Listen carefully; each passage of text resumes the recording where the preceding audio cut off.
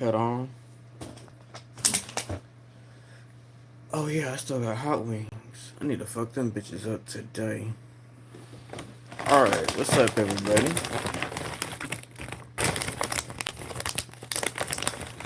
Oh, there we go. I just woke up, but I'm making a part 2 to the video that I was making 1 or 2 days ago, something like that. Uh, oh no, my homeboy just went live. Hey, what up, Corey? See, that's what's so weird about YouTube, bro. I can see you and I see your comments, but it says I have 0 viewers. This is why YouTube be so weird to me. But what I'm doing is I'm making a video to evolve the blueberries. Alright, man. I'm making a video going over some do's and don'ts. You ready to play? Oh, well, hey, I mean, I'm ready when you are, bro. I might be multitasking a little bit because I'm gonna be trying to make this video for the new players while playing. But yeah, man, I'm ready whenever you are, pretty much. Yeah, man, that's what's up. Glad to see you made it in. I appreciate you dropping the like. But new players, all right, new players. Every class in the game is good. Okay. There's not a bad class out there. Understandable. I'm ready to play with the full squad. Hey, I think it's just me right now. Yeah, it's just me right now. I don't see nobody else on. Uh I was probably gonna hop into a match of heroes versus villains and just dig around for a little bit. Uh Oh yeah, I got a couple phone calls I need to make, but I can do that while I'm in HVV. Well, when anyway, yeah, bro. If you want to hop into a match of HVV, I've been practicing with heroes that I used to never play with, and I've been having so much fun with it. But new people.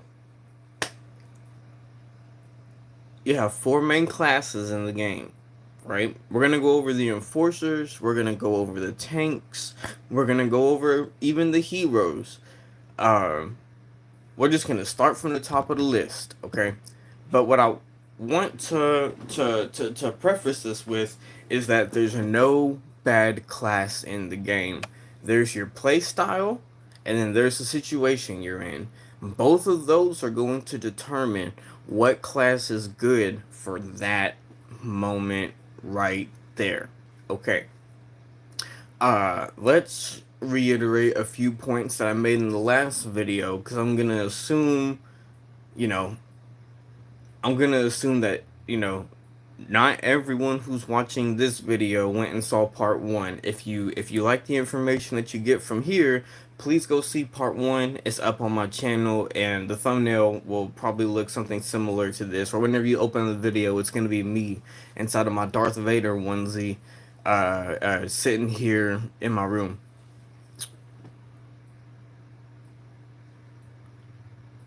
You can change your star cards mid-match. What does that mean? Why is it important? What does it matter? Okay, look here, new people. All right, if I open my class, I'm gonna open my assault class.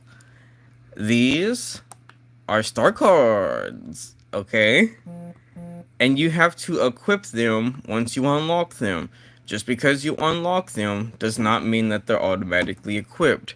Similarly, with the weapons, weapons have attachments. You can have 2 equipped, you don't have to have 2 equipped.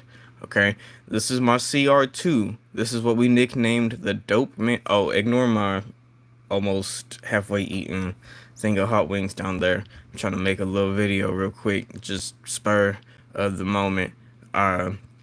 This is my CR2. I can have 2 attachments on it. I only run 1. I only run the reduced recoil. That's just me. That's just my play style.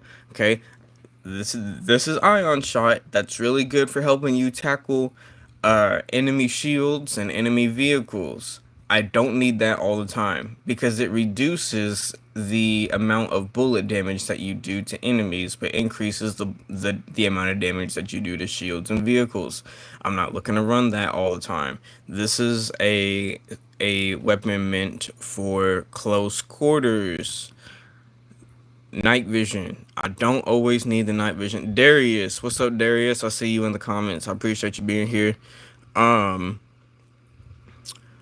this is the night vision. I don't find it super helpful on all maps, so I just don't run it. I'm just used to not running it. Uh, cool. Right. Just as an example for what it is that I'm getting ready to talk about. Um, you can change your star cards mid-match. What does that mean? It means whenever you actually have the stuff unlocked, you can change your grenade out for a ion grenade, similar to ion shot. That's what you want to counter vehicles, such as tanks and speeders, um, as well as shields with. Okay? So if you're going against a team, for example, that is sending out endless speeder bikes because they do not cost a lot of in-game points. I appreciate that, Darius. Um, speeders don't cost a lot of in-game points. It costs like 200 points. You get 100 points just for dying, and you get 100 points for an assist. Okay, it's not hard to sit there and spam speeders, as the community likes to refer to it as. We call it fucking winning. But you can swap that out mid-match, not mid-life. It's in between lives. Okay, in between you dying and spawning in, there's a 5 second window, a minimum 5 second window. You don't, you can sit in the menus for almost as long as you want, as long as you're moving your cursor around and the game doesn't think that you're AFK. But you can swap that out, or you can swap it out for a gas grenade. The gas grenade, uh, what do they call it? The acid launcher is a small area of effect grenade that your character will pull out what looks like a sidearm. It gives you a different aiming reticle, and you can launch that shit. There's no blocking it. You cannot block acid. Similarly to Bosk's Dioxys grenade. Bosk's Dioxys grenade is much better than the acid launcher because it's a hero grenade, right? But you can have that same type of tool on your utility belt, alright, with the assault class. I'm going to like your short. I appreciate that. I've put out a couple shorts lately, and I've gotten some pretty good feedback from them. So I appreciate your engagement and your feedback on any of my content or my friends' content, because they got they got some really good stuff too. Um,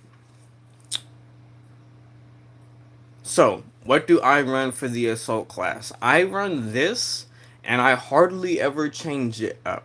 If I needed to change it up, I 100% could. Okay? Every class in the game is strong, just depends on the situation, depends on the playstyle.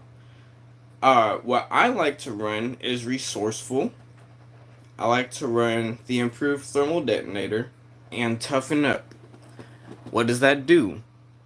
the the improved thermal detonator, it increases the blast radius of the grenade, so it makes the grenade itself stronger, and it's going to shorten the recharge time, the amount of time it takes for that ability to come back full circle.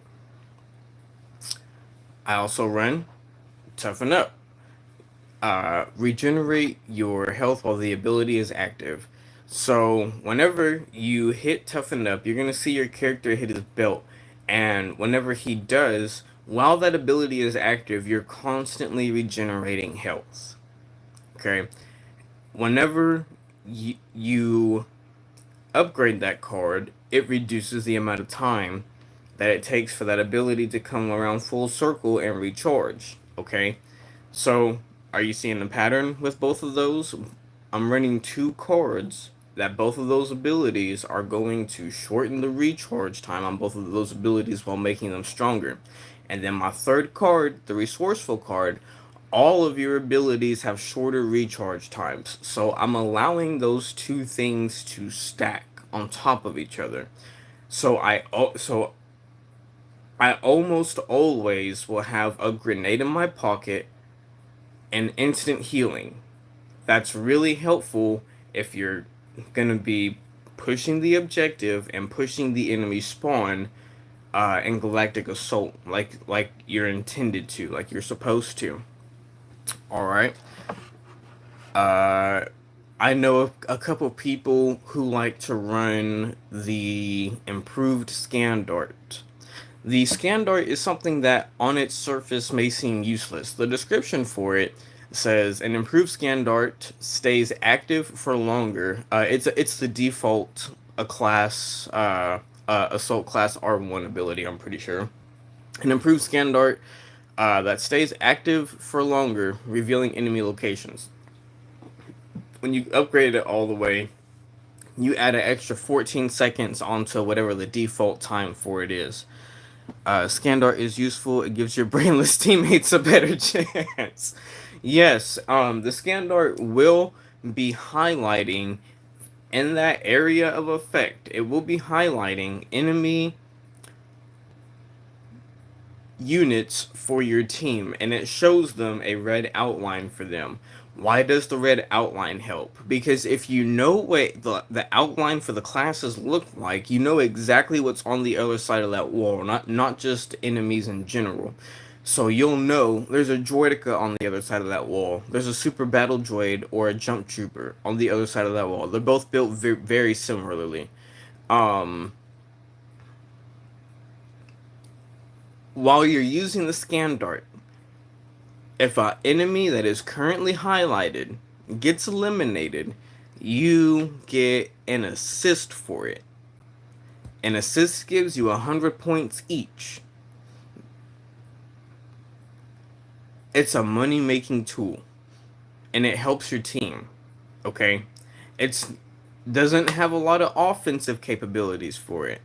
Uh, it's not going to sit there and deal damage, but it's going to assist your team and make you money. That is useful. That is very useful. Cool. What else do we have for the assault class? The flash pistol.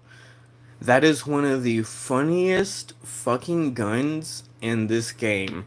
Uh, I don't think it has a whole lot of offensive capability to it. I think it does very minimal, little to no damage. But the tactical purpose of it is that it blinds characters. It's like having a flash grenade in a pistol. That's why it's called the flash pistol. It's going to be turning enemy screens white. An effective way that I've seen this used recently. I'll just go off of a recent example. Let me take some of this real quick.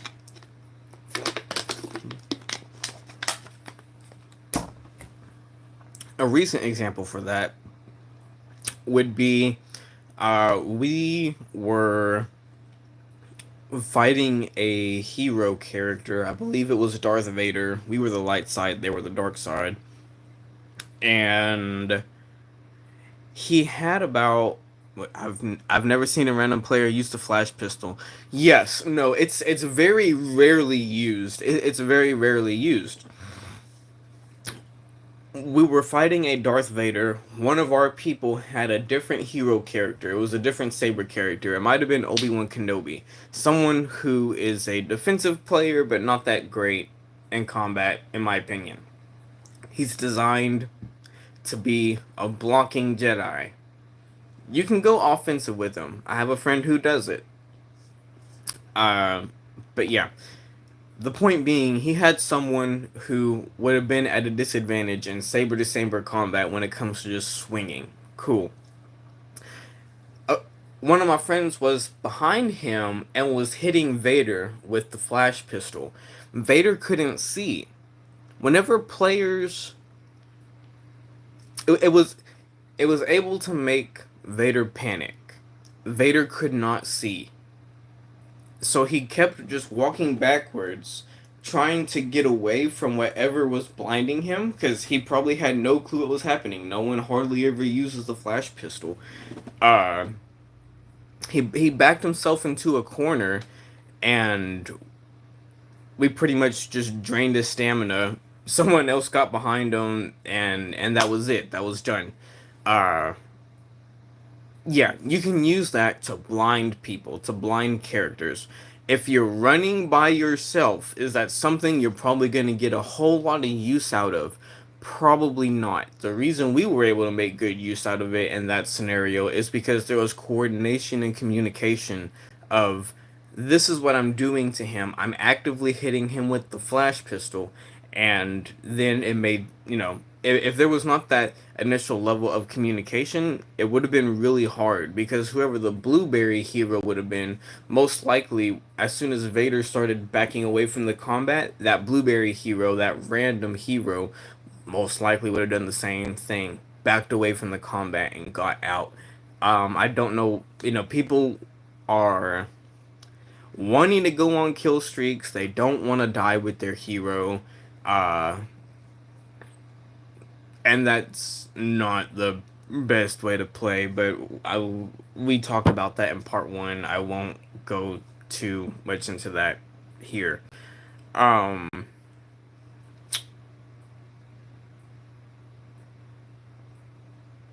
yeah, that's what that does. There are cards to change your Vanguard ability for the assault class. Uh, they do tend to be pretty useful and pretty strong. The regular Vanguard is strong as fuck. Like, do not underestimate just the regular Vanguard. I run the regular Vanguard, and I wipe the floor with that shit. That shit is unbelievable.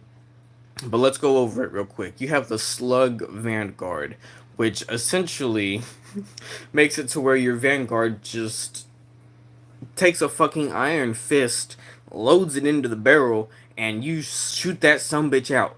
Alright? You're fucking fisting everything. It essentially will turn your Vanguard into a sniper rifle. It has great range to it. Great for close and long range if you're good with bolt action style firing weapons. Um, it doesn't take a long time for it to bolt. It's the same amount of time that you would be waiting for a regular Vanguard to come back into the chamber. Um, Killstreak Vanguard. This is something that I see a lot of players will have equipped. I've personally never had to run this. It's described as an improved version of Vanguard that replenishes your active time whenever you defeat an enemy. What does that mean? That means that every time you kill an enemy with the Vanguard, while it's active, it's going to shorten the recharge time on all of your abilities. All of your abilities meaning your L1 and your R1. So in my scenario, if I were to take away Resourceful and replace it with Killstreak Vanguard, it would shorten the recharge time on my grenade, and it would shorten the recharge time, excuse me, on my Toughen Up. Whenever you get it upgraded all the way, it's at 55%. Let's just call it 50%. That's half. So for every 2 kills that I get another grenade, and I imagine that whenever you get a kill with a grenade, it's just feeding into itself again. Oh wait, what just happened in the chat? Uh, But I'm the only person. No, no. It says I have two. Now it says I have zero. The YouTube viewer counter is all over the place. I have a really hard time trusting it, but it's whatever. I'm making this so that way people can watch it later. Not everyone who watches it is necessarily gonna watch it live, but I do appreciate you being here. Um,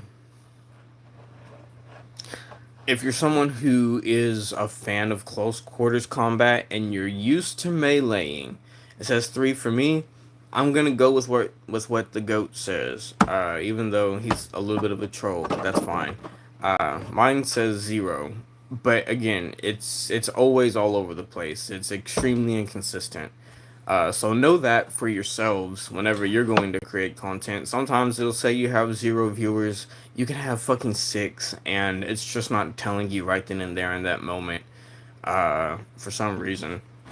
If you're someone who likes close quarters combat, or if you're on a map that you know there's going to be close quarters combat, such as Yavin 4 or Death Star, uh,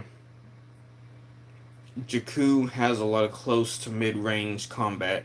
Uh, just picking those as examples, there is the Brawler card, which increases. Oh, no, I read that wrong for just a moment. When you defeat an enemy in melee combat. So if you kill someone with a melee, you hit that R3, you put your fucking elbow in the back of their head, uh, your abilities refresh, and you get a small amount of health. It's not telling me how much the abilities refresh by, so it's either going to be an instant refresh or partial. I would need to experiment with that. It's been a long time since I've used a brawler card. Probably ever rarely used it. And you get health on the melee kill. Really helpful in a close quarters. It's really helpful in a close quarters combat situation. Um, Whenever you upgrade that card all the way, you get 100 health on the melee kill, and your character has 150, so it's going to replenish the majority of your health. There's the bounty hunter card. I never really use it. I don't really need to. I get battle points / money. I get it just fine. Assault training. That's a really good assault card. Um, if I had to replace one of my cards from my setup right now for assault training, I would swap out Toughen Up. I would recommend choosing one or the other, either Toughen Up or assault training, because stacking both of them is overkill. Overkill in the fact that you're stacking two things in the what you got. How do you become better than Snipe by Sala? Really easy. Just work, just play with a regular controller and you're already better than him. That's all you gotta fucking do. It's really easy because anyone who has to use the extra shit, the bullshit, the Zim, the Cronus, the modded controllers, they fucking suck. That's why they have to use it. So just by using just by using regular shit, you're already better than the people who do that. So that's all I have to say to that. That's all I'm gonna entertain for that for the time being. Um, yeah, if between Toughen Up and Assault Training, you don't need two healing cards. I promise you don't. Uh, so I would choose one or the other. Me personally, I like Toughen Up. Uh, because it helps me push past a lot of enemy fire and allows me to take damage, take cover for just a moment or two, and then I have full health again, ready to hop back into the action. That's why I personally prefer Toughen Up over Assault Training. Um, there's Bodyguard, damage reduction when you're at critical health. Keep in mind that's only active whenever you are at that critical health. I think critical health is whenever you're at like 30 HP or below. somewhere in that neighborhood, maybe 25 HP and below, that's not something that's going to be helping you all the time. Um, yeah, I, I, I don't recommend it. I don't recommend it. Maybe you have a play style where you're constantly having those kinds of close calls. Um, I just don't see the need for that. Expert weapons handling. Your weapon cooling success states are longer. The success state is the gold bar. Okay, if you have, if you're someone who, I keep sitting here looking at my salsa and I ain't ate none yet.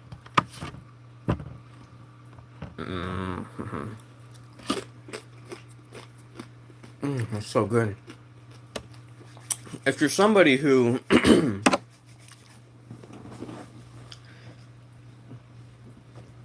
really uses that success state, someone who really uses the gold bar, yeah, I play on a controller. It's a regular controller. It's the DualSense 5. DualSense 5 is a phenomenal controller. You see the Cronus in the background. Not sure where. It's none of it in here. Uh, if you use the cooling success states, it lasts a good while. You get the gold bar, and then you get the regular white heat bar right after that. I think it's a little unnecessary, and I think that, especially with the assault class, most of the time, if you're going to be firing for that long, you're leaving yourself exposed. You're probably not doing a whole lot of map movement. And leaving yourself exposed like that for that longer period of time works against you more often than not than it works for you. Um, that's what I have to say. Marksman, if you're really good with like the E11D or the El Jefe, this is a good card to run. Maybe if you're good at just occasionally tapping square or reloading between kills, the guns don't take that long to just cool off and then come back to be ready to use again. So marksman, I think is something that can be useful if you're really good at maybe hitting those headshots from a distance, but it's pretty unnecessary. Is the assault class the best class? Oh, Mans, what's up, Mans? What's good, my man? Glad to see you made it in here, Marvin. Is the assault class the best class? Absolutely. You get, for the new people, you get faster map movement, you get healing, you get the Vanguard, you get the nade, you can swap that shit out. It's fucking phenomenal. The assault class was the first class that I maxed out in the game. I took it from, let's see, whenever they first rolled out the update to increase the player levels, I took it from like a level 120 all the way up to 1,000. And of course we did that in Galactic Assault, so it's real max. It's solid gold, not plated gold, like a lot of the other player names out here. Survivalist, don't really need it. You get your health regeneration delay is shorter than normal. That doesn't matter to me if I'm running toughen up. Boom. So those are the cards for the assault class. Yeah, assault class is definitely the best class. Whenever I'm looking for the weapons, there's the F11D, which is your default weapon. It's a default weapon. We're not going to talk too much about it.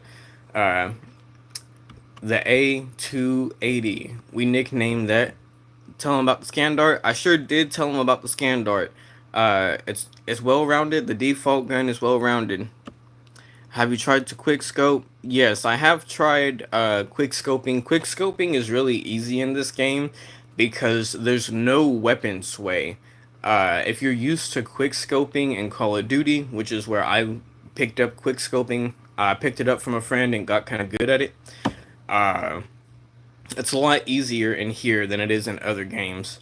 Thermal scope on a CR2. I personally don't run that. I'll go over that here in just a moment. The A280. In our group, we nicknamed that the magic gun because it does magic fucking shit.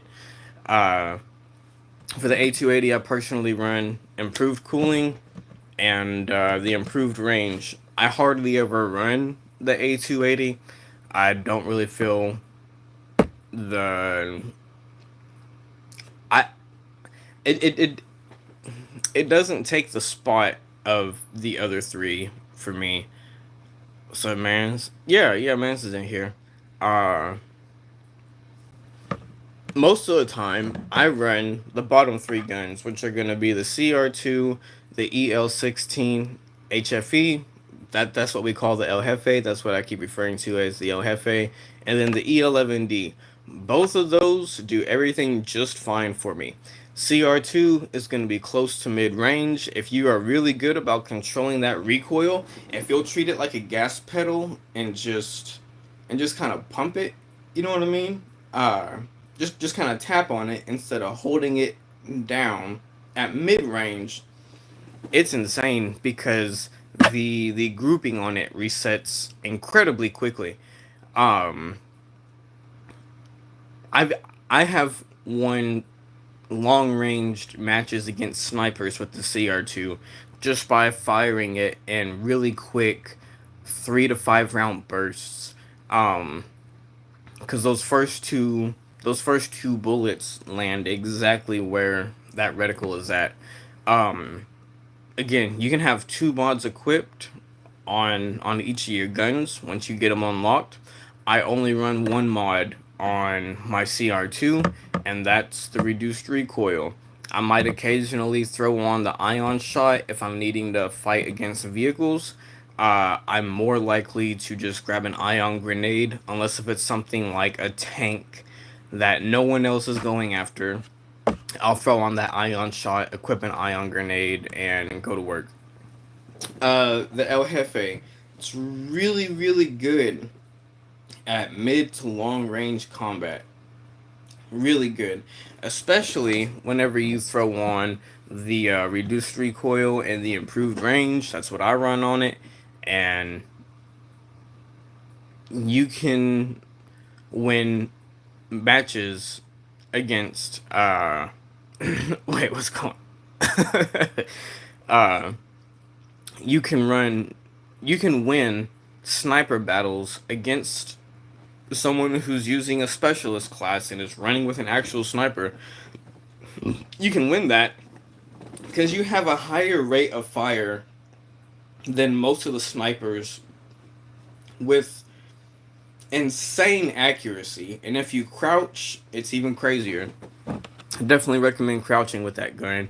I recommend crouching with all the guns. Crouching really does help your shot a lot in the game.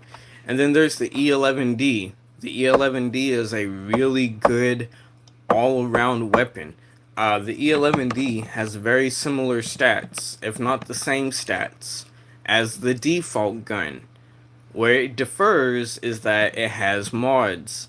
I run reduced recoil, and I run the improved range, so I get better range on it with that reduced recoil, crouch. Uh, if you're really good about hitting those headshots, this is a absolutely deadly weapon to run around the battlefield with. You can use it close range. It really shines in that mid to long range combat. Cool. That's the assault class. Cool. Awesome. Heavy. The heavy class, the one with the minigun that you see a lot of people making their TikToks and all that shit with. It's the fat boy. It's the fat boy because he has the most health out of all just the base classes. All right.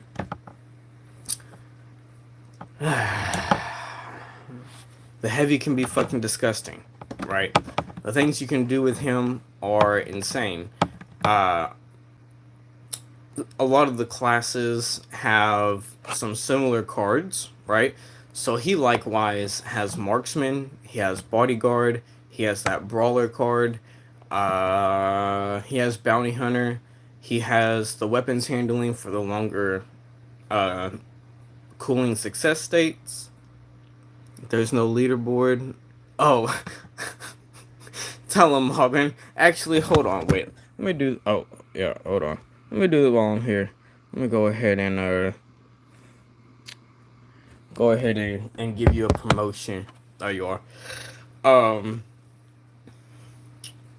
Uh. NES Survivalist. Cool. Which we just went over all of those for the assault class, so we don't need to go over all of them again. He does have something called Defender, which is a unique card to the heavy class, which makes it to where you gain battle points whenever you take damage. Um, it's not a very large amount of points that you are able to take. If it's something that you want to run, I would run that with Bodyguard. It's gonna make it to where you're able to take even more damage, get even more of those points. Um,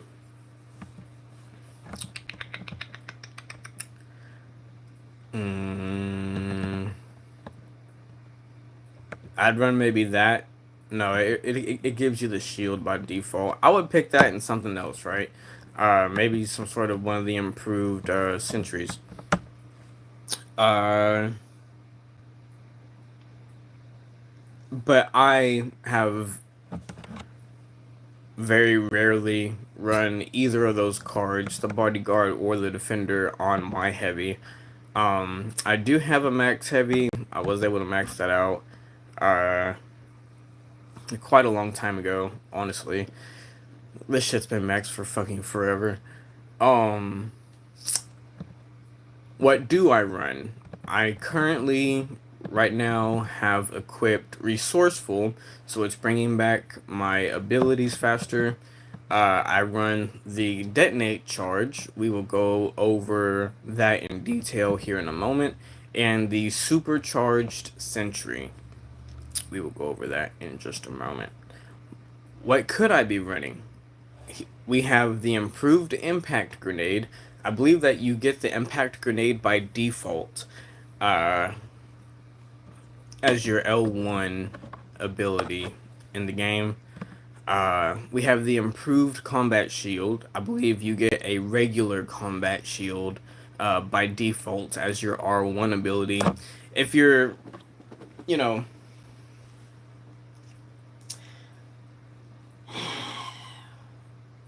the shield can be good. The shield can keep you alive. The shield can protect not only you, but your teammates if you're willing to be a shield for your teammates. Um, Things like that are possible. Things like that are strategical. Uh, you're not always going to see other people doing that because it does take a little bit of coordination.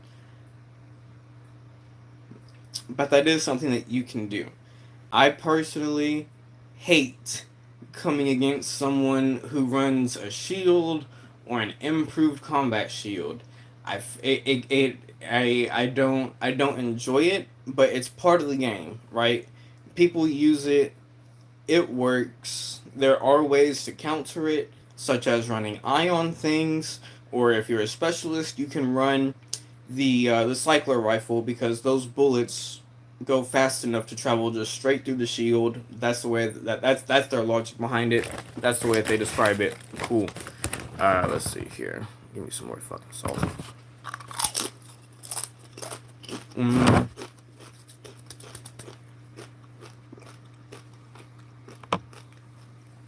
Running it improved.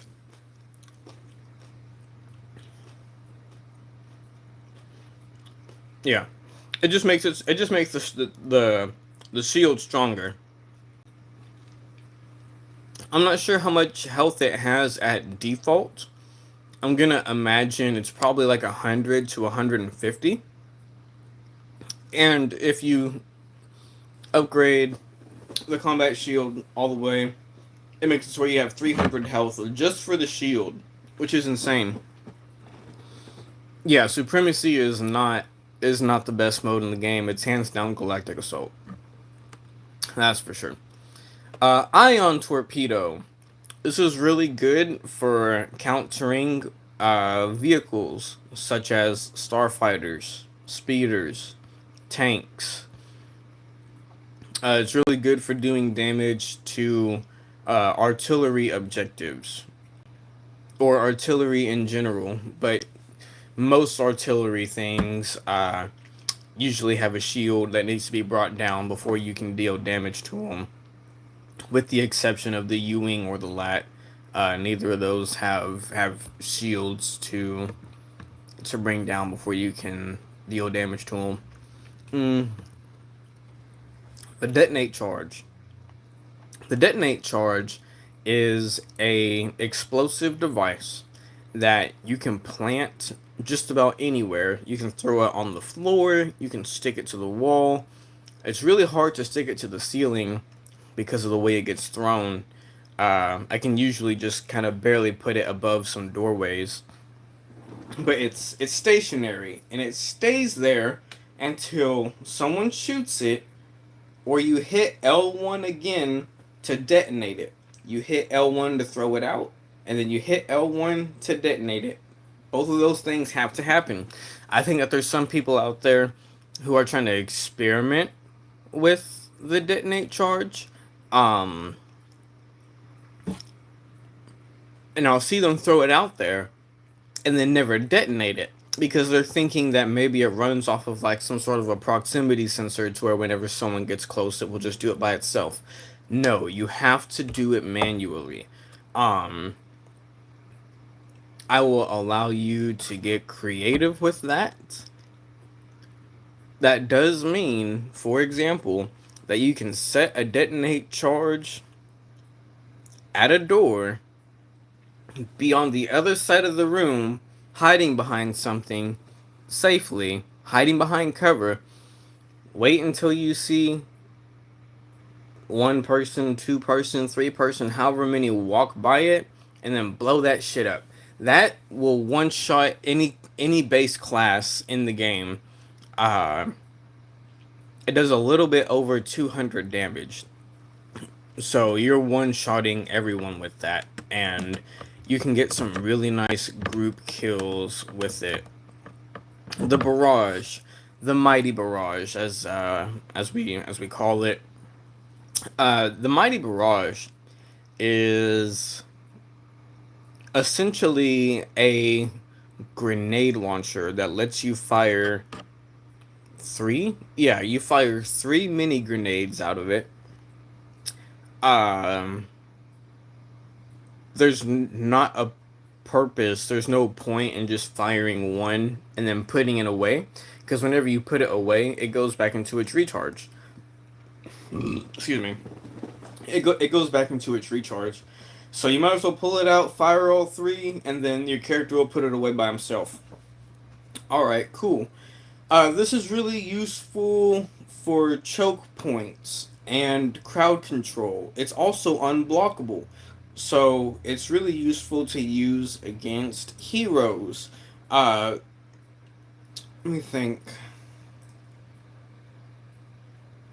In certain situations, it's smart to bounce it off of walls. You can bounce things off of walls in the game, such as grenades, such as the barrage. Some grenades will stick to walls, such as Boss's Dioxis grenade.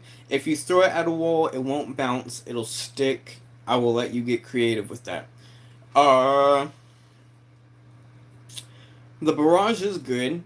It would replace your combat shield. So, if you see someone running barrage, just know off the top of your head, he's not running a combat shield.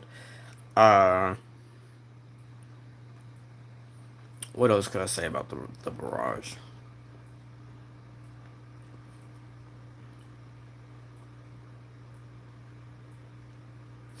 Let's use Naboo as an example, right? If you're coordinating with your team and somebody's running recharge with their officer class, You would get the most crowd control out of it by using the ability, letting your teammate recharge you, putting it right back in your pocket, and then firing it off again. Uh,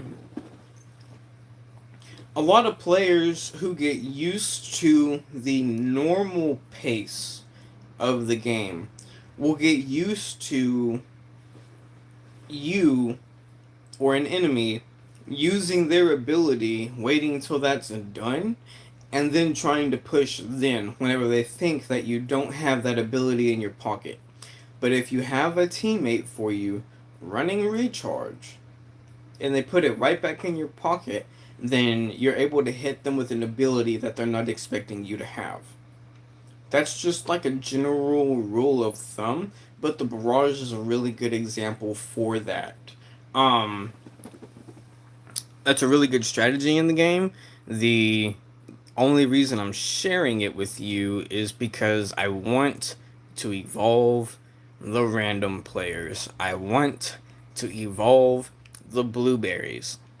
Yes, we play against them all the time, but also all the time, they are my teammates. And I would like to grow just a few of your brain cells and let you know about these things in the game because it's really obvious and it stands out whenever someone has no idea about any of this stuff. We'll be sitting there recharging them, putting abilities in their pocket, and they're not using them. They're not thinking. They're not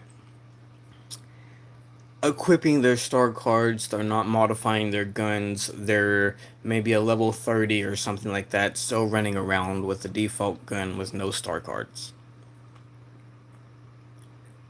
They're running at a disadvantage, and if you're my teammate, you're running at a disadvantage. You're running the team at a disadvantage. So that's why I'm here to share this. All right. We also have the ion turret. Okay, the ion turret is a turret that your heavy will place down on the ground. Um, or if you're on a rooftop, you can place it with right next to you if they're on that rooftop, and it does all the work by itself. It's gonna once something comes within range and it has a really long range, it's gonna automatically lock on to enemy vehicles such as starfighters, speeders, uh, artillery, the objective, all of that. It's going to automatically lock onto it and shoot ion rockets at it. It doesn't do a whole lot of damage. It does do damage, but it fires consistently. It doesn't fire non-stop. It fires two rockets at a time every 4 to 5 seconds, somewhere in that neighborhood. Um, it's really useful for vehicle control or for just dealing damage to the objective if you want to go after the objective. Pairing that up with the ion torpedo is a common combination. It's really good. If I'm going after vehicles, I like to run the ion turret with the ion torpedo along with resourceful, because resourceful, just like with the assault class, uh, is going to make it to where my abilities come back faster. Um, in addition to that, whenever you upgrade those two cards, it likewise shortens the recharge time on them. They're too strong to buff the damage on them. It would be too much. But again, recognize the pattern. Both of those cards have a shortened recharge time, and whenever you run resourceful on that, it shortens it down even further.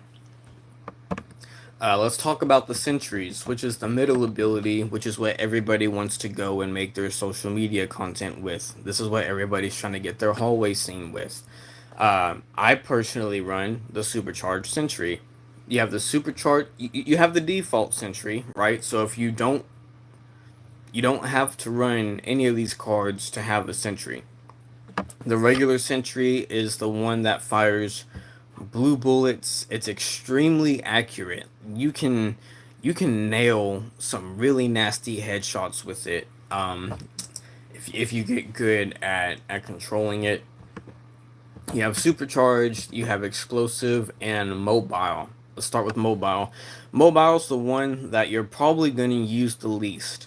What it does is it gives you uh,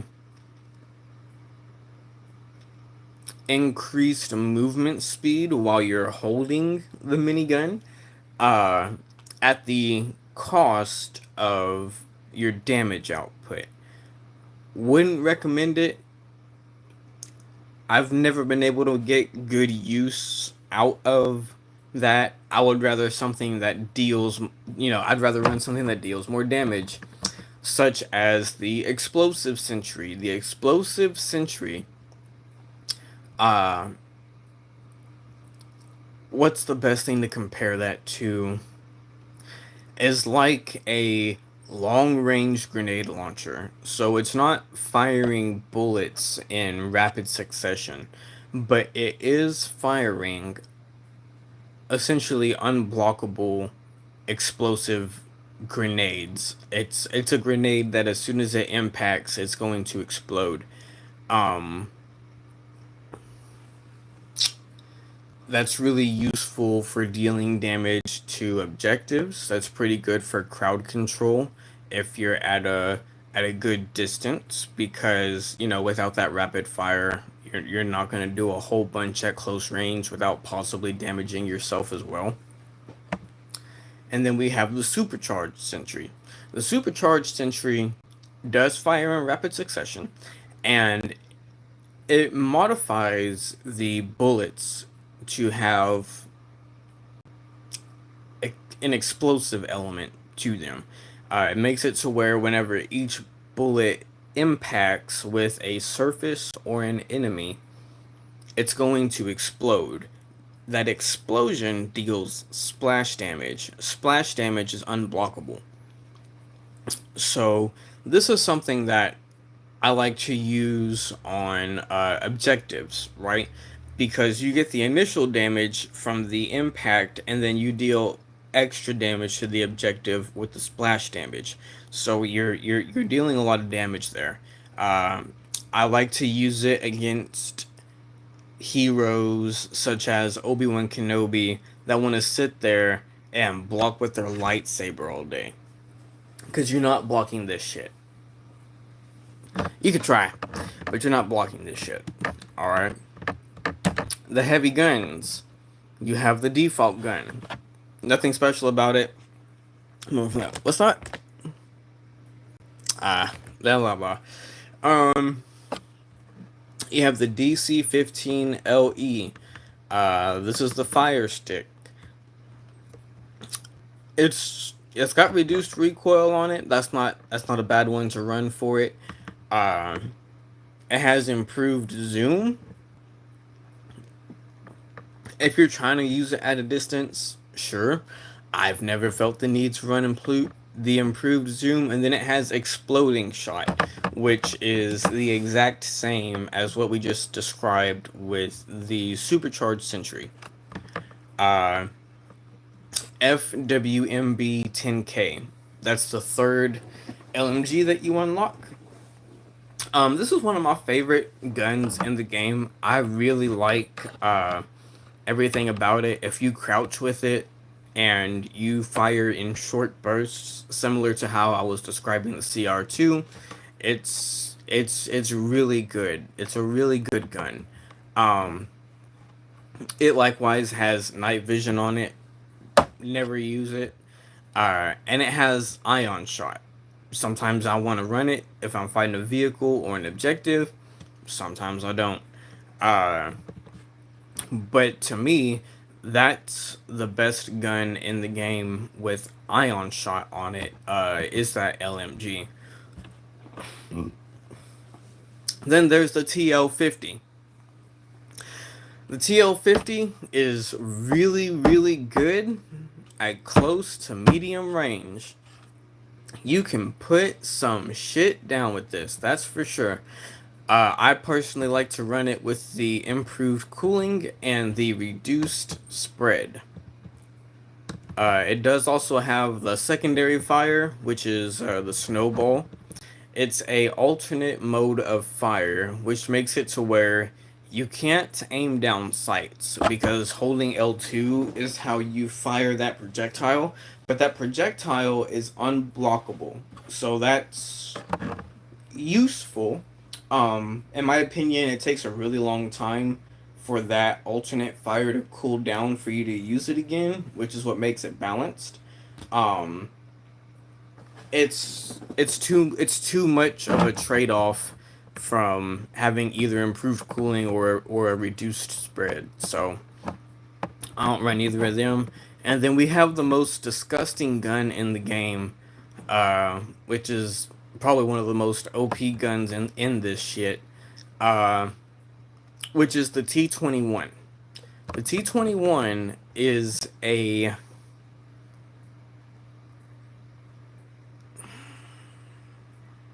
close, medium, and long range gun. Okay, it can do it all. I run the scope, and I run improved handling. I just do that because I do find myself using it at those longer ranges, and it makes more sense for me to go for the headshots with this more controlled fire. If you want to use this some bitch in close to medium range and you want to put some shit down, you want to fight fucking heroes and shit with it, uh, burst mode. Burst mode works very similarly to the magic gun, to the A280 that we talked about with the assault class. You can easily one shot just about all the regular classes with that burst mode. And it does not take long to put down heroes if you're getting in hits on heroes. Alright? The officer class, the horde class. Man. It's gonna have a lot of similar star cards to the other classes that we talked about, such as bounty hunter, resourceful, bodyguard. Hmm.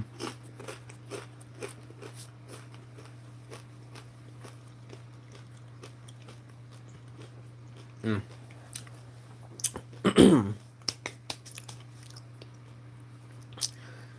He does have a unique card, very similar to how the heavy has his defender. Yeah, officers are yeah. Ugh. Uh, he does have a unique card. It's officer's presence, and what it does is it doesn't do a whole lot for you, the player. It's to help your team. It reduces the delay before their normal health regeneration kicks in. It's almost by half. It's at 40%. Mm.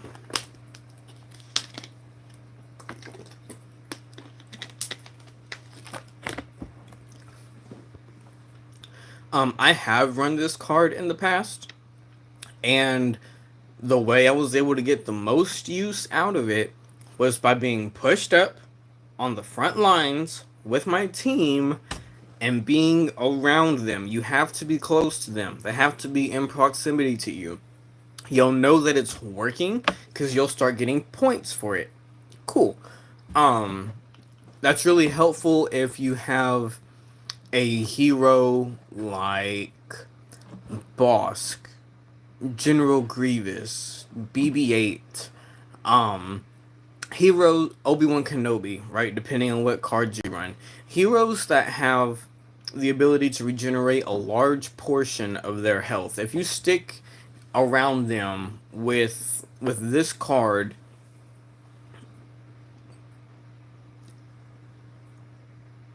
it helps them manage their health a lot better. So that's how you would use that. Survivalist, we already went over that. Resourceful, recharge times are shorter. Brawler, bodyguard. weapons handling, marksman, and bounty hunter. We've already talked about all those.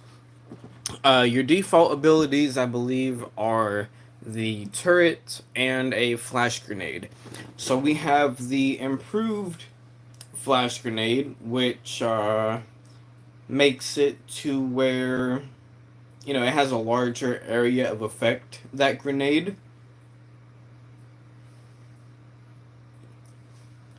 If you're using it right, you shouldn't really need that. You're really in complete control of how large that radius is.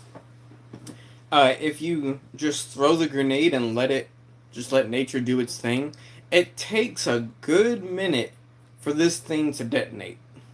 Very similar to the detonate charge, you are supposed to hit L1 to throw it, and then hit L1 again when you're ready for it to detonate. I like to detonate it in mid-air, because whenever you detonate it in the air, everything kind of umbrella falls over wherever you threw it. Versus where if it hits the ground and then does that, it has a much smaller radius. So I recommend detonating those in the air. Improved turret blaster. That's not a bad card if you're someone who runs the turret. I personally don't run the turret.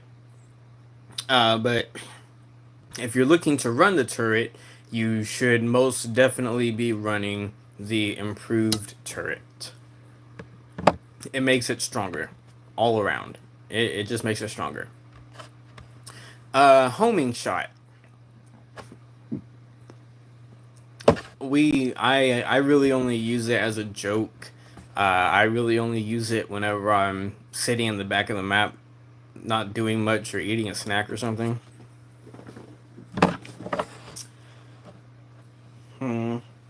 Squad shield. Squad shield would be your R1 ability. It would replace your turret, right? The game will tell you that, but I'm telling you that just so we're all on the same page. The squad shield can be useful when used correctly. That there is a way to incorrectly use this fucking shield. We'll go over that in just a second. This is really useful to put on top of certain objectives. For example, on indoor, there's the Walker Bay. If you're an officer and you can make your way over there, it is helpful because it is a button that someone has to be pushing. It is useful to drop a shield on it and then go to work.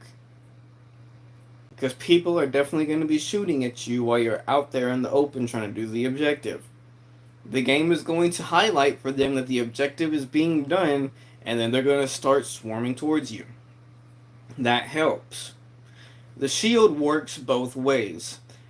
Once it's popped, you cannot shoot out from the inside of the shield. People are not going to be able to shoot in from the outside of the shield, unless if you're running a cycler rifle. As an officer, you cannot run the cycler rifle. That's a specialist weapon. If you're a specialist and you see one of these shields, you can shoot through the shield, kill everyone in there without damaging the shield. Cool. People hardly ever run the cycler rifle, so that's a minimal concern, but it is something that is in the game and is definitely out there. How can you use this incorrectly? If you have your whole team with you, let's say you're in a hallway, and everyone is shooting down the hallway, and you pop the shield on top of your team, you just put your whole team at a large disadvantage.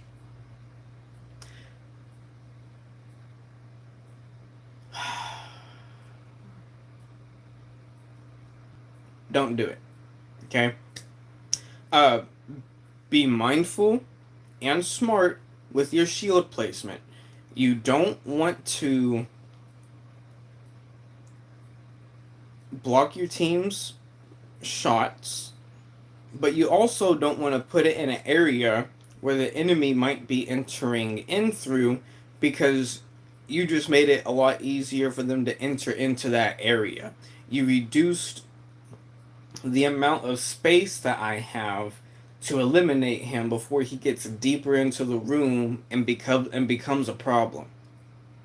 Okay. Cool.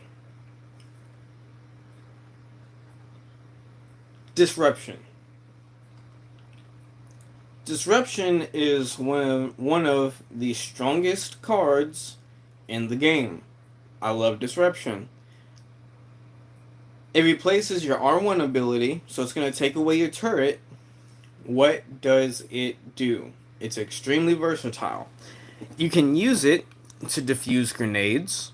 You can use it to defuse detonate charges, trip mines. Whenever you are looking at an enemy, they're within range, you pop the ability, it overheats their firearm. It overheats their gun. That goes for regular troopers and for blaster heroes as well. It's going to give you a good 3.5 to 4 seconds of the enemy not being able to fire at you. Right? I'll expand on that in a second. Of them not being able to fire at you and you being able to unload into them. Okay? It doesn't necessarily have a limit on how many weapons it's going to disrupt or overheat. It's however many is in that immediate range. I have seen in the game where I will overheat someone's weapon, and you know it's overheated because it'll be having a bunch of electricity coming off of it. It's extremely visible. I have seen it to where I will do that. Their gun will have the electricity coming off of it, but they still somehow manage to be able to fire back. It's not supposed to be able to happen. It can happen. You can use it to overheat a tank. I could be standing in front of a ATST or the Chicken Walker or any other tank in the game. Not the objectives, so not the artillery class, but the tanks. I could be standing in front of them, hit them with that, and then they can't shoot me for a few seconds. That gives me a few seconds to get away, or a few seconds to deal damage, whichever needs to happen, but it's extremely versatile. Diffuser. Diffuser is also really strong. Don't see a lot of people using it. You will know that somebody is using diffuser because they will have a large blue aura around them. It diffuses grenades, all grenades. It's going to diffuse grenades, trip mines, detonate charges, and other explosive devices of that nature. Bosk's mines that he likes to throw out. His grenade, his acid grenade. You're able to defuse that as well. This is really helpful for your team in a choke point where the enemy is throwing a lot of explosive shit at you. You can get a lot of money by using it because you do get points for each explosive that you defuse. Awesome. And then the different commands. So we have Blast Command, Recharge Command, and Improved Battle Command. Alright? By default, you have Battle Command, which gives health to you and your team. No, it does not give it to you. I think it just gives it to your team. Oh, no, maybe it gives it to you and your team just by default. Let's go over the commands. Blast Command. What does it do? It puts all of your allies in your immediate radius. It's a 360-degree radius. It gives them the yellow success cooling state, so it makes it to where they can not fire forever, but they can shoot for a long time. It's really useful to use against objectives, right?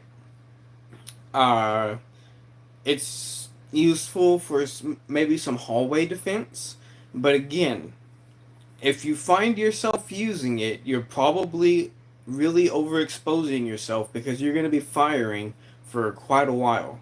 Cool. Recharge command. This is what I typically run. It makes it to where whenever you're standing next to a teammate, if you recharge them, it gives them back their abilities pretty much instantly. Anything it doesn't give them instantly, it's going to give them in just a very short amount of time.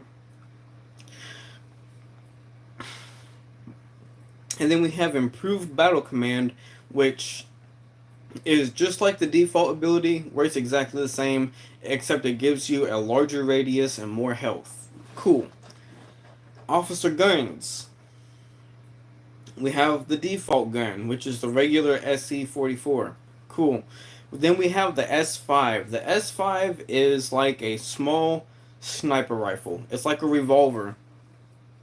It's pretty powerful. Yeah, it can do some wicked things if you get really good with it. Uh, if you're hitting body shots, it takes about 3 body shots to put somebody down. Uh, you got reduced recoil, dual zoom. The zoom is just a scope on it, and then ion shot. We've been over ion more than once by this point.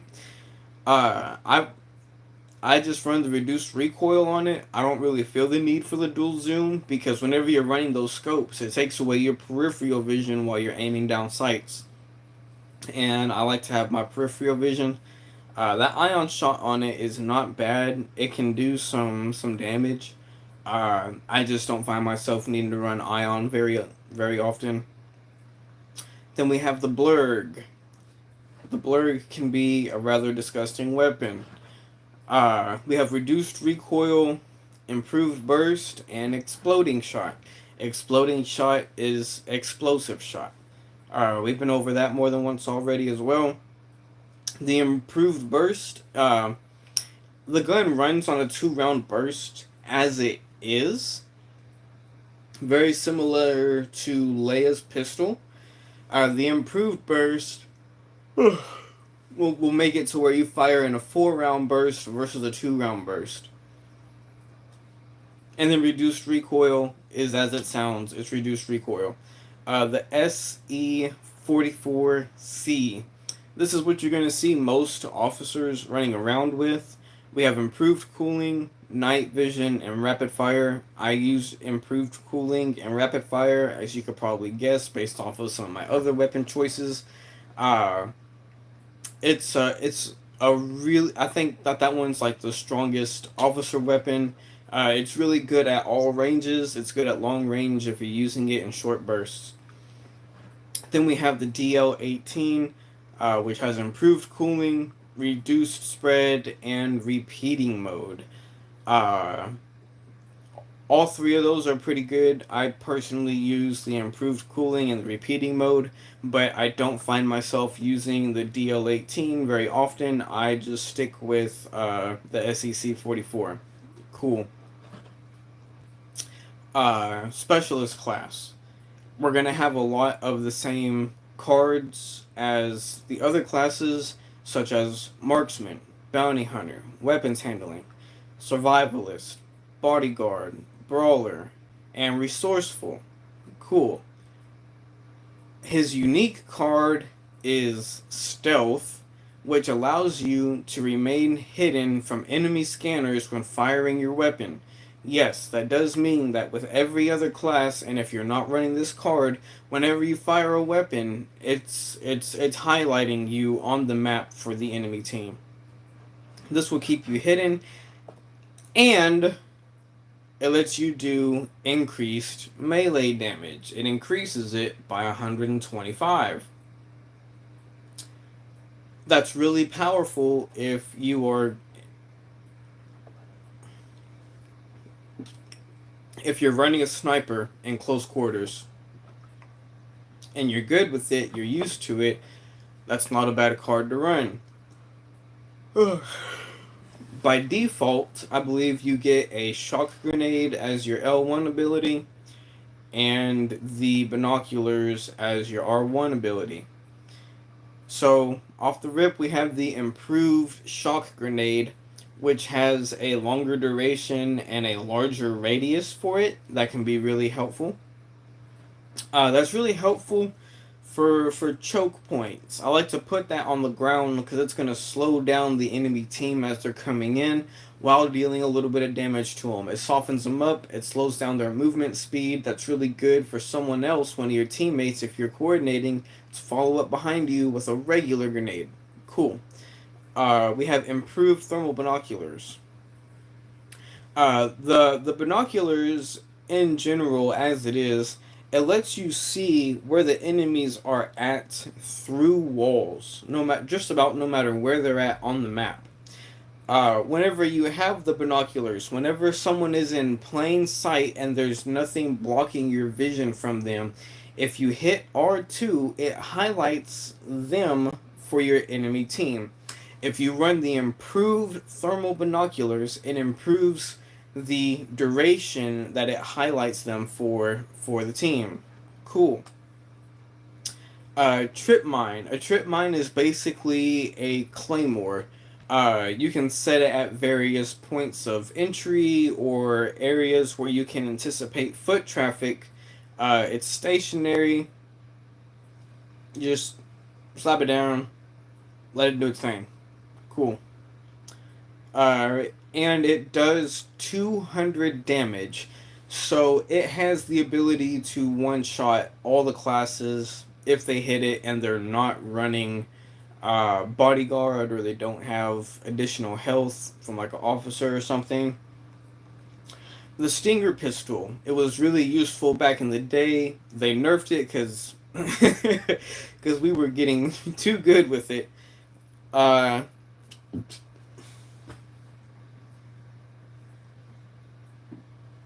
Stinger pistol deals damage over time.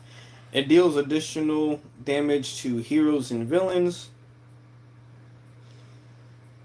It used to be really good for hero hunting. It used to be really good for taking heroes out. Not so much anymore. I don't really recommend running it.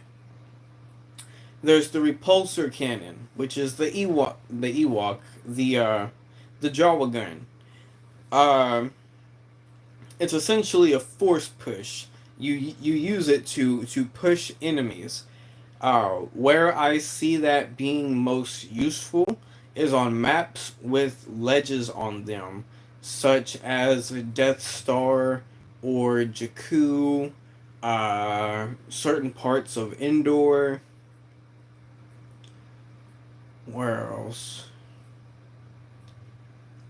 I'm not really sure where else you can fall off the map, but on maps where you can fall off, that's not a bad weapon to use. You're not going to be able to use it all the time or very often. You can maybe use it to escape certain situations. It's just going to push the enemy back. That's all it does. It by itself does not deal damage. The personal shield, that would replace your binoculars.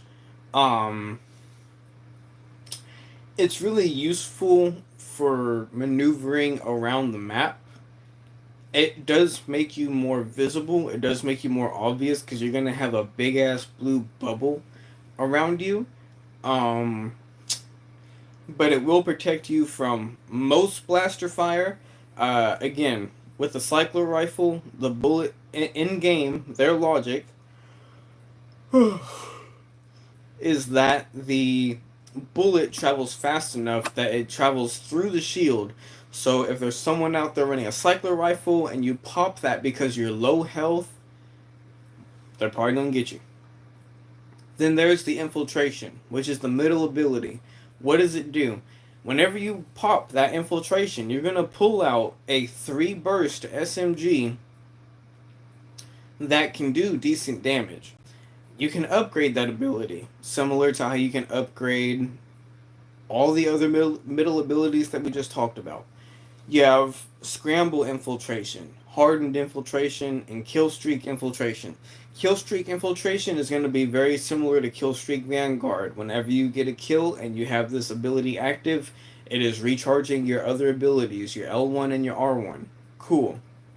Hardened Infiltration.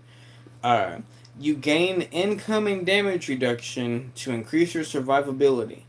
So, essentially, while this ability is active, you have damage reduction.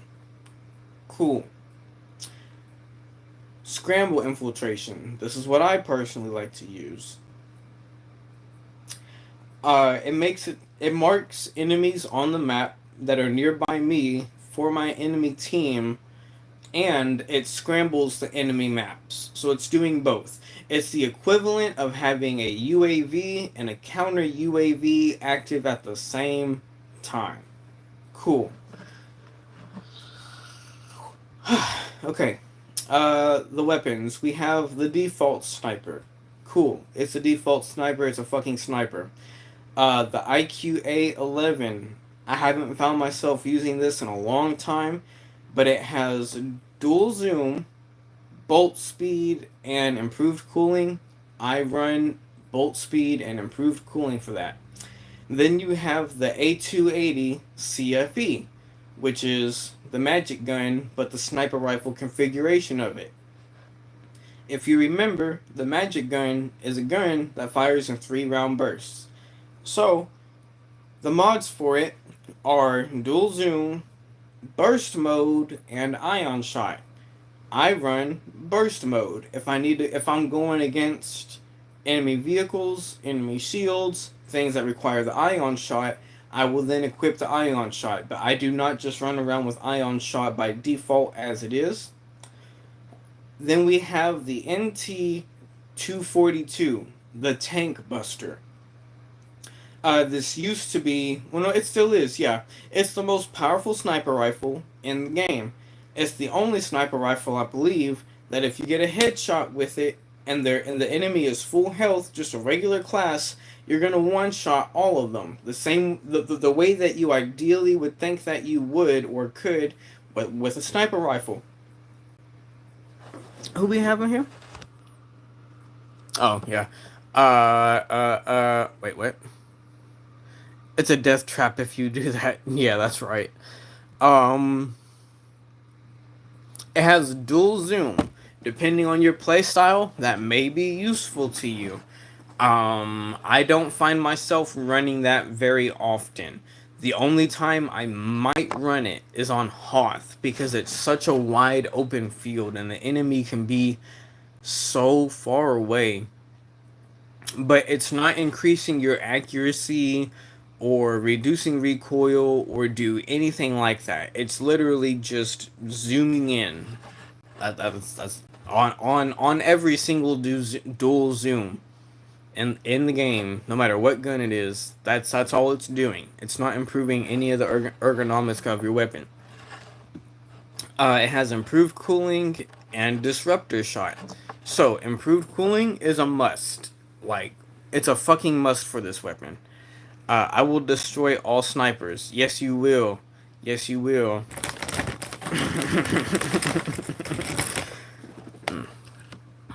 mm.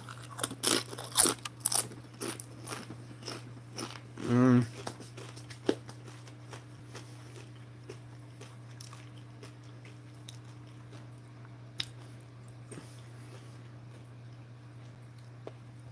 Something that the improved cooling does that is not in the description of the weapon or of the mod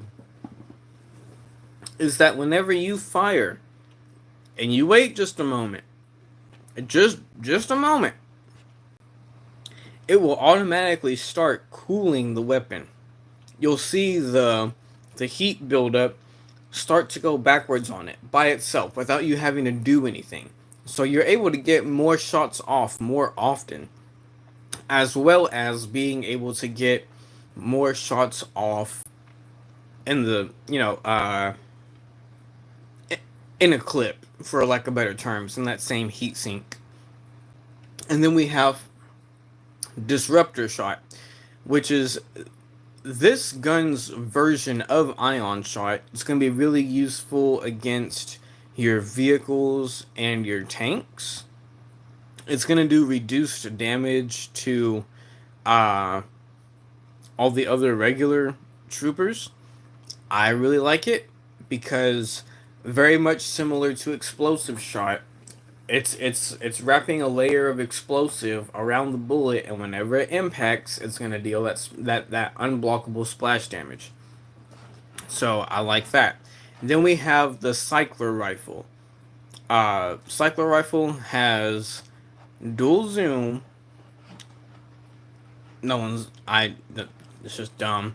Reduced recoil. The recoil on this thing is insane. I highly recommend crouching while firing this weapon. And then improved cooling. Very similar to the Tank Buster, you need to run improved cooling on this. It works the exact same as it does for the Tank Buster. Cool. So that's all the classes, all the star cards, and all the weapons. Great. Now let's get to the Enforcers. The Enforcers are much simpler to go over because they do not have as many star cards and they only have one weapon, okay? Whenever it comes to the Enforcer, that's going to be your Super Battle Droid, your Death Trooper, your Flame Trooper, the Wookiee Warrior, your Droideka, and the Clone Commando, and your Ovisian Gunner, which I like to call the Cow. These are going to be the 5 cards you can run for them, and I'll tell you what I personally like to run. You have Survivalist for health regenerates faster, okay? So whenever your health does start to regenerate, it doesn't shorten the delay. Whenever you do start to regenerate your health, you're regenerating a lot more in that same period of time. Whenever you upgrade it all the way, it's 100. It's 100 health per second, and I think that they may have 2 to 300 health, so it'll take 2 to 3 seconds for you to go from almost dead to fully healed. Cool. You have Enforcer Training. Gain a small amount of health for each defeated enemy. That's really useful, because let's say you're going for a hallway scene, okay? If you have this card equipped and you're getting your kills, it's okay if you're taking damage, because you are healing with each defeated enemy. Awesome. It does not specify how you have to eliminate them. That means that it counts with your grenades. Cool. Keep that in mind, because the Enforcer class, whenever they do have grenades, are pretty powerful.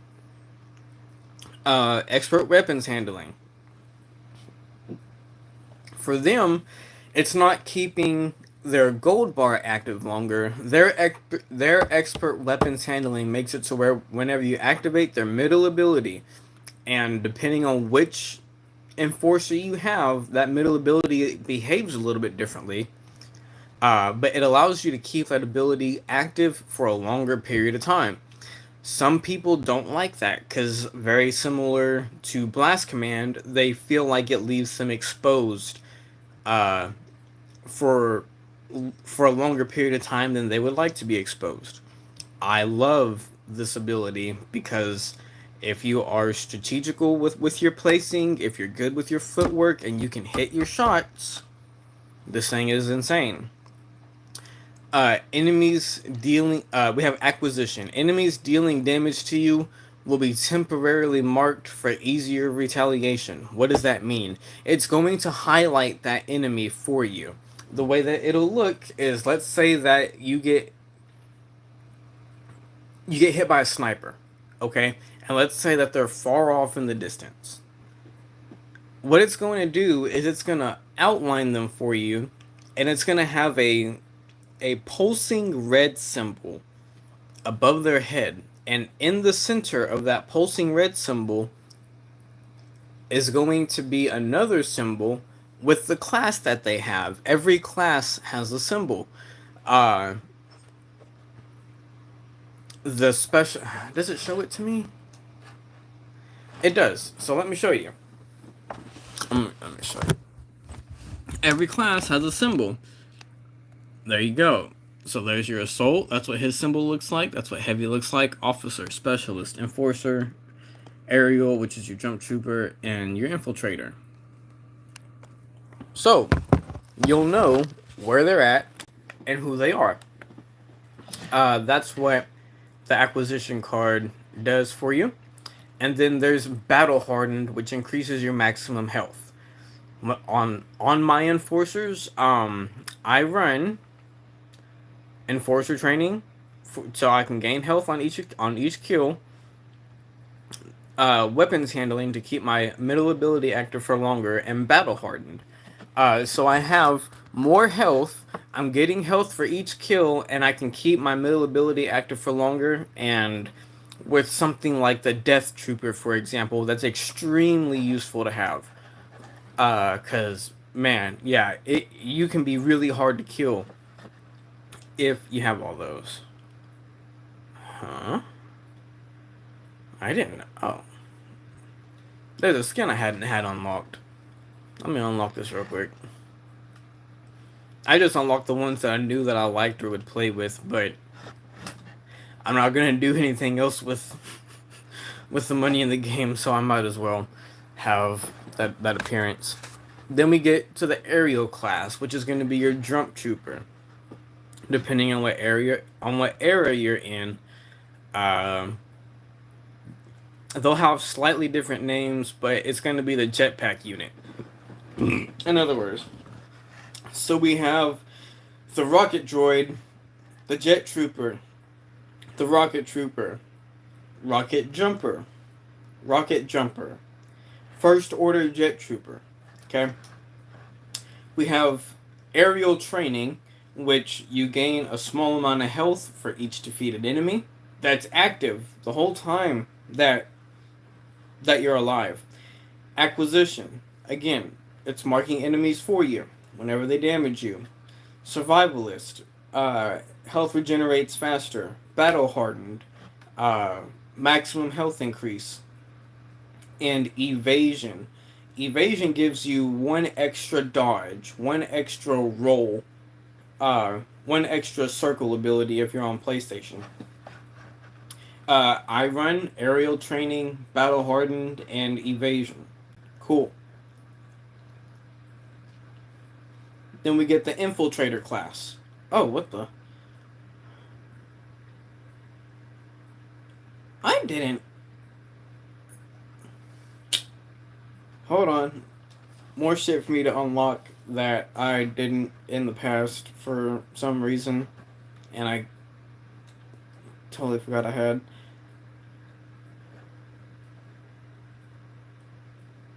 Cool. Oh, and then these guys. Really? Yeah, give me just a second. So, your infiltrator. What makes the infiltrator class special? You don't pop up on the enemy map. So, normally whenever you stand close next to someone, the map makes that other player aware that you're there, to an extent, and most people don't know that for some reason. I'm not sure. I don't think it. Yeah, I don't think that it just out. Yeah, it doesn't just outright tell me. Yeah, the game doesn't just outright tell me that it does that. So know that whenever you're the infiltrator class, you're operating in stealth. Okay? So it's really easy for you to flank an enemy, maneuver behind an enemy, an objective, things along those lines. This is going to be your Capex Spy.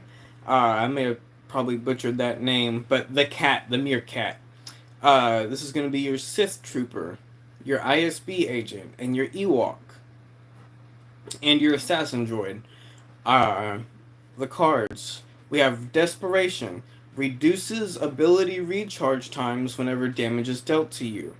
Evasion, very similar to the aerial units. It gives you one extra dodge, one extra roll. So you get to walk around with 3 instead of 2.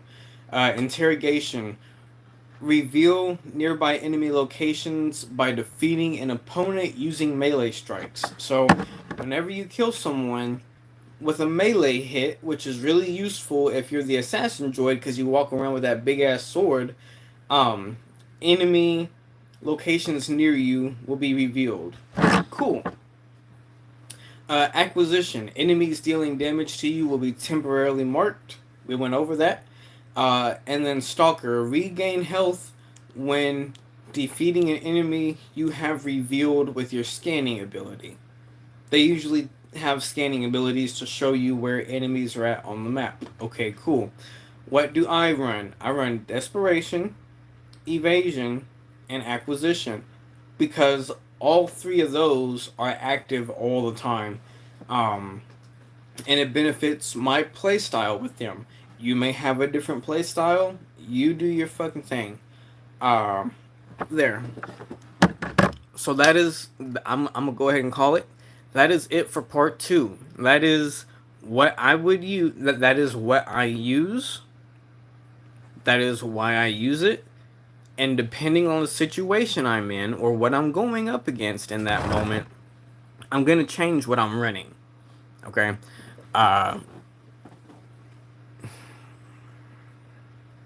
It's I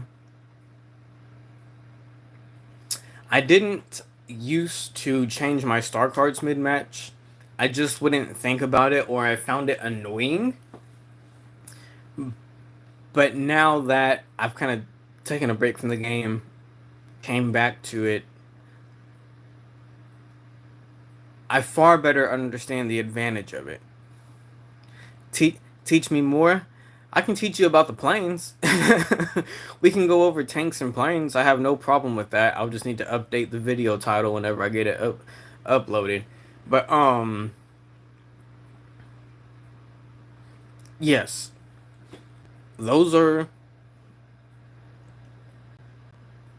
your your reinforcements, and those are your classes. Um, Again, new people, if you go to arcade mode, you can test out cards that you've not actually unlocked yet to get a feel for what you like before you spend the unlock points or whatever to unlock that card. Or you know that maybe there's a card you don't want to invest in upgrading all the way initially. Eventually you'll have everything all purple, right? But that may not be where you want to initially spend some of your resources. Cool. We can discuss tanks and shit because they're a lot easier to go over than the classes. It's a lot more in depth for the classes. All of the tanks handle and drive differently. I am tank certified. That means that I am trusted to be in a tank and get done what the fuck needs to be done. Whenever you're let me see here. I refer to it as the tank. It's technically the armor class. Okay, so the armor class are your fucking tanks. The star cards are repair systems. Your auto repairs work faster. Essentially, what that means is the delay that it takes for your health to start regenerating. Excuse me. Is. Oh no. Is it? Is that what that means? Or am I thinking.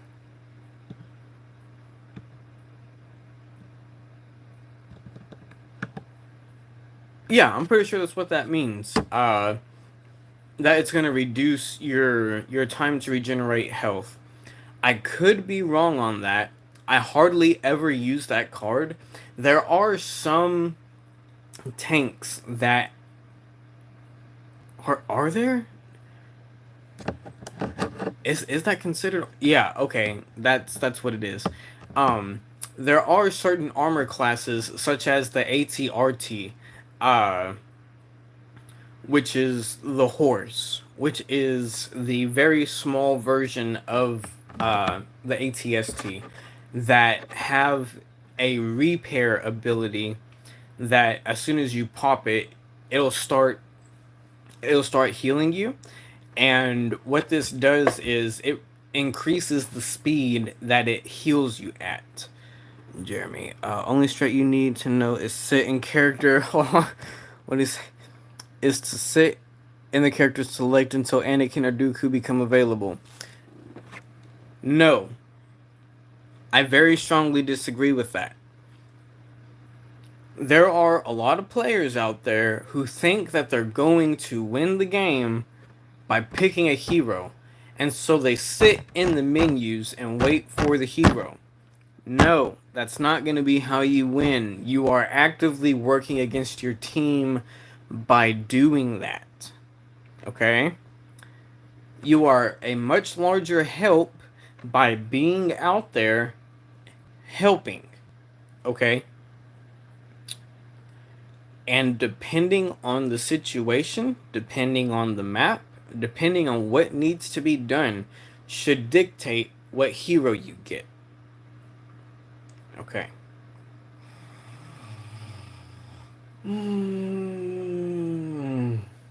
Also, by you just sitting there in the menus, your teammates have one less person to spawn off of. Okay. In addition to that, you could take the hero character away from someone who was actually going to win the match.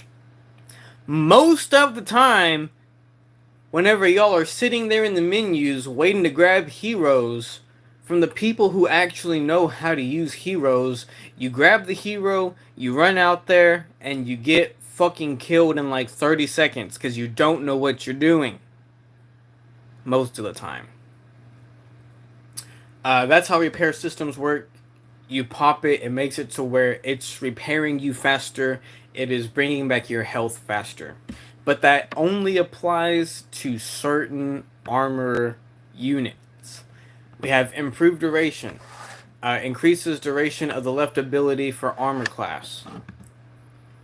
Improved weapon systems. Increases the damage of the middle ability for armor class. Both of those are good if you're good with those abilities. Those abilities are pretty good on their own. If you're good with them, if you can get kills with them, if you can hit your shots, great. Go for it. Fast recharge. Fast recharge reduces the recharge time of the right ability for the armor class. So depending on what you're using, depending on what tank it is, that ability is going to be different. Reinforced Hull is going to be increased health for the tank. And then protected critical systems. Tanks have weak spots, okay? You don't just have to shoot at them from the front, okay? The weak spots are in different places on different tanks. What this does is, protecting the critical systems makes it to where you take reduced damage in your weak spot. Cool, great, awesome. Depending on what tank it is, right? Because you have things that make the right ability strong and the left ability strong. Sometimes the right ability is a scan ability. There's no need for that to be strong. It's just scanning the area around you for your team. Yeah, just depending on what it is. Yeah, what I typically run by default, and I don't have to change these cards up all the time, are improved weapon systems for the middle ability, reinforced hull for increased health, and protected critical systems. So that makes me pretty hard to take down. And the middle ability for almost everything is typically its strongest ability. We then have the speeder class.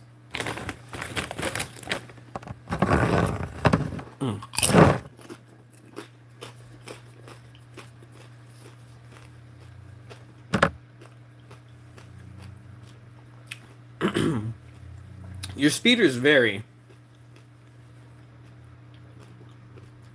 So there are different types of speeders. For example, the the the T-47 speeder is a air speeder. It is something that flies through the air. It is the speeder that you see in Empire Strikes Back that cable wraps the or tow cables the walkers. Okay, that is technically a speeder. That is the speeder I find myself using most often. We also have the boat, which is uh, a two-man speeder, which can only be manned by one person, but it has a passenger seat. Uh, on the first order maps, you then have the X-34 land speeder. I think I only ever see that used on Tatooine. Uh, you have the speeder bike, which is on Endor. I use that occasionally. That's a really good bike. You have the ski speeder from Crate. And you have the bark speeder from Geonosis. You also have the Stap speeder, the droid speeder. I love that speeder. I think it's such a cool design and everything. Um, which is also I only see available on Geonosis. So depending on what speeder you're using, they have different abilities. It's gonna change what cards you want to run. I typically I'm just using the baby plane. I'm just using the air speeder. Let's go over the cards. We have cooling systems, increases weapon cooling. Speeder defensive upgrade, reduces the recharge time of the motion scan and afterburner.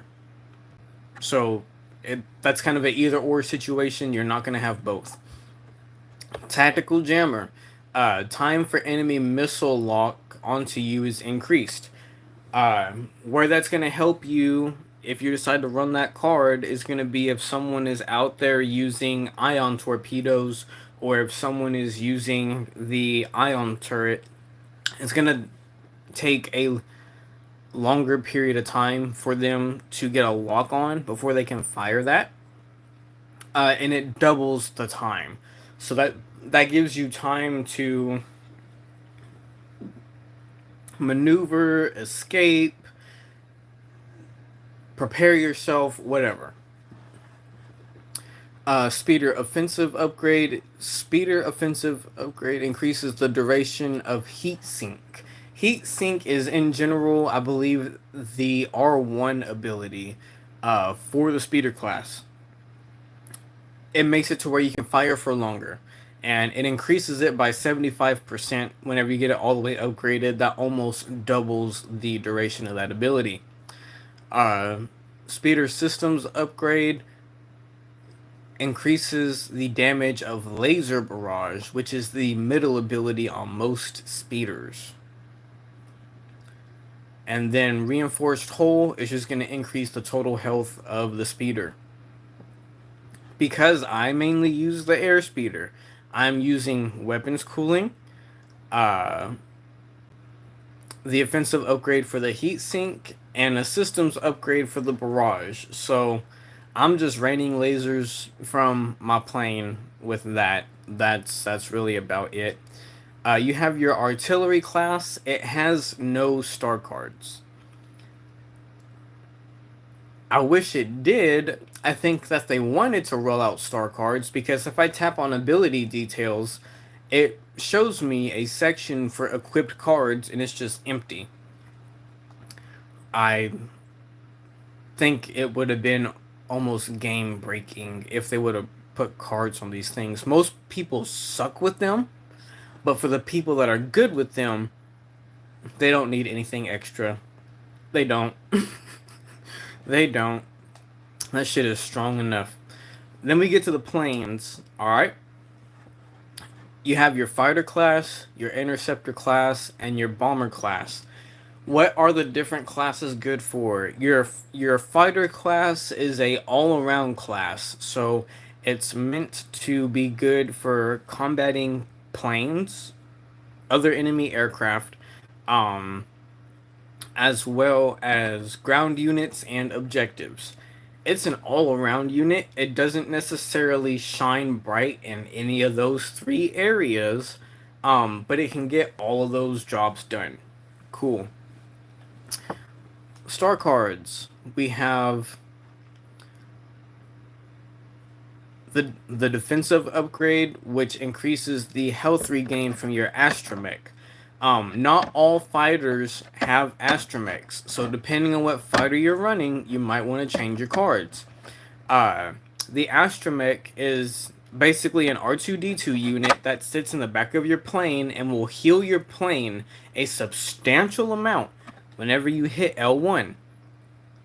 Uh, I've never felt the need to run this card. Never. I just haven't. But if you're someone who heavily relies on that health regeneration, you might want to run it. Weapon fighter weapon systems improves the fighter's weapon ability.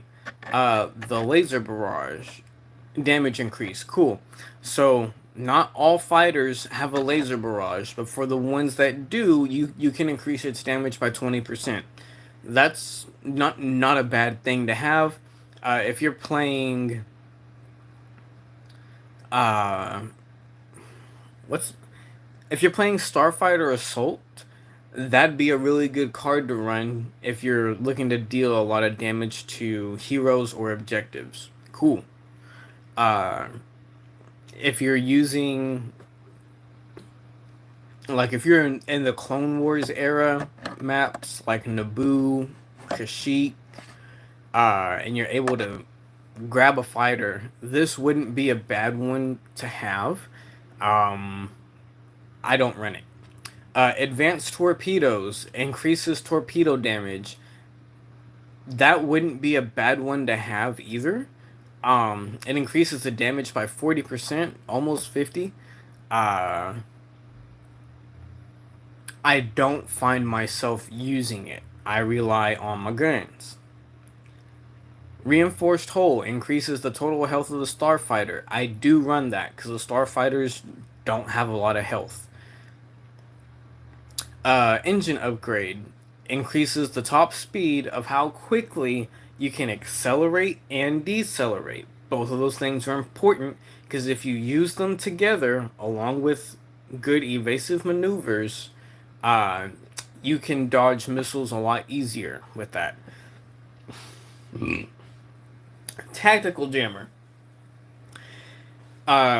makes it to where enemies have a harder time locking onto you with their missiles.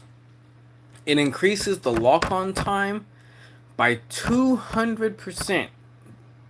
That's disgusting. There's players who run with it. I don't.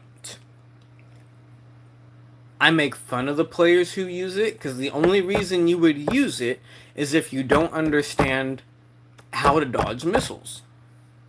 Whenever I see a enemy pilot using the tactical jammer, I know that if I can lock onto him with my missile and get it off, which is very possible to do, that he's going to panic and that my missile is going to land. Cool. Targeting computer reduces the time to gain a missile lock. If you're someone who uses your missiles very often, that is a handy card to have. I don't run it.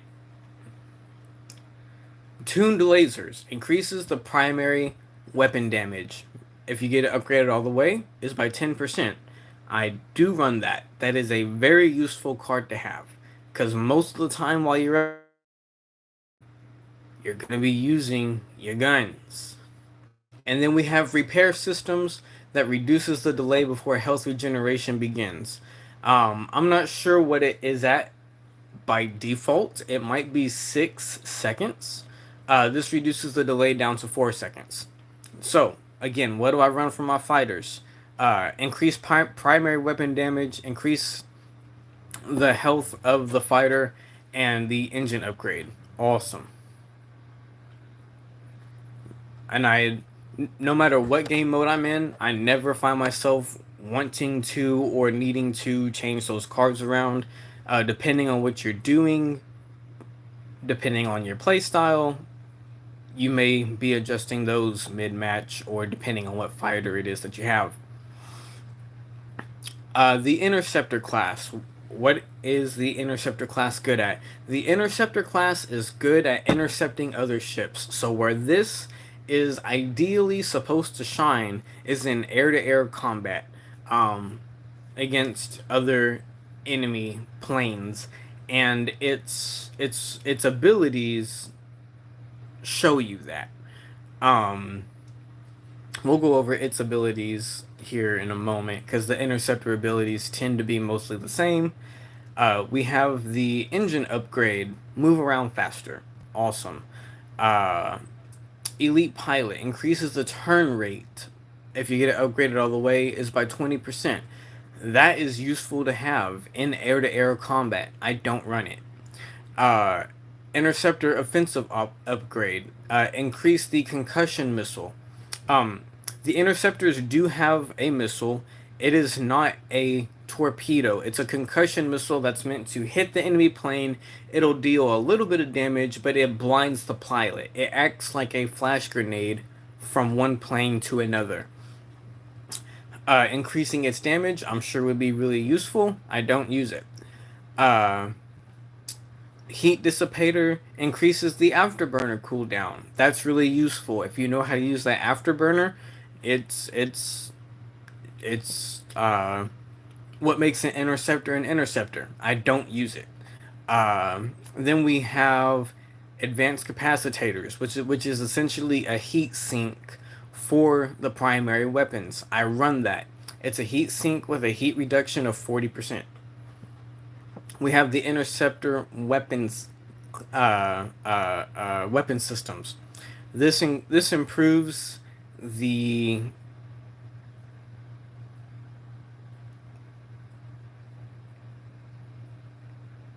it reduces the amount of time that your interceptor needs to get a hard lock, which is the middle ability, on a enemy aircraft. It only works against other enemy aircraft.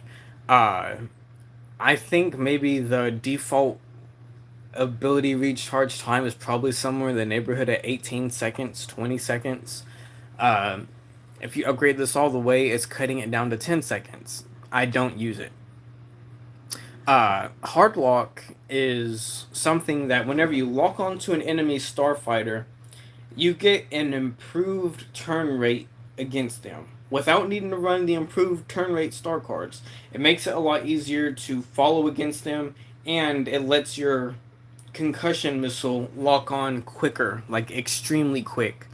Um, I don't use, I don't run the weapon systems. I to get the shorter recharge time on that ability.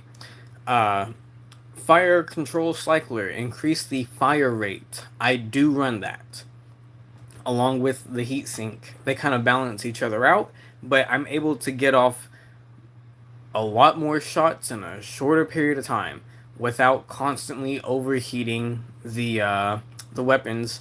And then I have tuned lasers to increase the primary damage by 10%. So with my fighter and with my interceptor, I'm heavily relying on me being able to land shots, and I can land shots, just with the regular ship guns. Cool. Tactical Jammer is the last ability that you'd unlock for them, and that makes it to where it's a 200% increase on the lock-on time. Again, I don't use that. I know how to dodge missiles. One of the ways that you can dodge missiles with the interceptor is with the afterburner. Part of the purpose of the afterburner is it lets you outrun enemy missiles or break missile locks. So if someone is in the middle of trying to lock onto you, you can hit that afterburner and zip the fuck out of there. And we are doing over hard lock and concussion missile. Cool. The bomber class. Now, On most maps except for Jakku and Galactic Assault, where the planes are available, uh, the bomber is not available. There are a select few, like Dakar, a select few amount of starfighter assault maps where the bomber class is unavailable. Different bombers have different abilities, but they tend to be similar depending on whether it's like uh,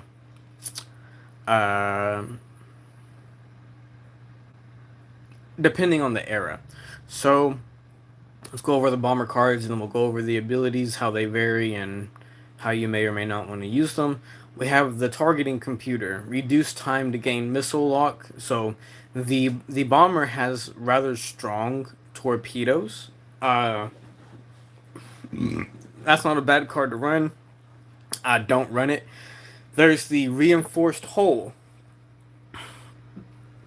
The bomber, as it is, has the most health out of all of the uh, out of all the starfighters, right? It's the flying tank. It feels like driving a school bus, but it's a flying tank, is what it is. I do run the reinforced hull. I lean into the strengths of the ship. Bomber weapon systems. Uh, if if you're using a certain starfighter, which is the Imperial bomber, it increases the damage of the multi missiles, which is the middle missiles. We'll go over them whenever we go over the abilities. There's the engine upgrade, which lets you accelerate and decelerate faster. Um, lets you do it by 16% if you get it upgraded all the way. For the bomber class, I feel like that's critical because it moves so slow, like a governed school bus, and yeah, I I run that. I run that. There's the advanced capacitors, improves the weapons resistance to overheating. That's the heat sink. Um, you can reduce it by 40%. I used to run that instead of the reinforced hull. Right now, I run the reinforced hull. They already have. Hello? Hello? Sorry. Uh, that came in on a different phone number. I thought that might have been important, but there was nobody there. Cool. Um,